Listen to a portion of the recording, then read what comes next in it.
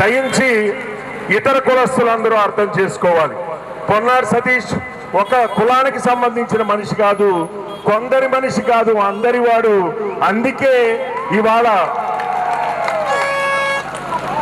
ఇవాళ మనల్ని ప్రేమించే ఎస్సీలు నాకు అండగా ఉన్నారు.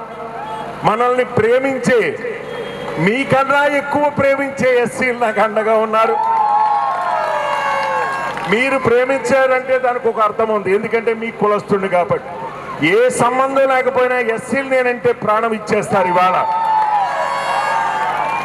అలాగే శెట్టిబల్జీల్లో మనల్ని అభిమానించే వాళ్ళు ఉన్నారు, కాపుల్లో మనల్ని అభిమానించే వాళ్ళు ఉన్నారు, ఆఖరికి మన ప్రత్యర్థి రాజుల్లో కూడా,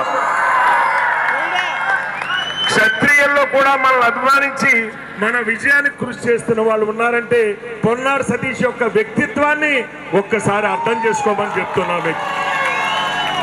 నిన్న మొన్న ఏదో సోషల్ మీడియాలో హల్చల్ చేస్తుంది ఒకటి, నేనేదో కులాన్ని పొగుడుతూ ఇతర కులాలను నేను కించపరిచానని. పొన్నార్ సతీష్ ఎప్పుడు అలాంటి వ్యక్తిత్వం ఉన్న మనిషి కాదు. ఒక కులం వేస్తే ఏ ఒక్కడు కూడా ఎమ్మెల్యే అవ్వలేడు.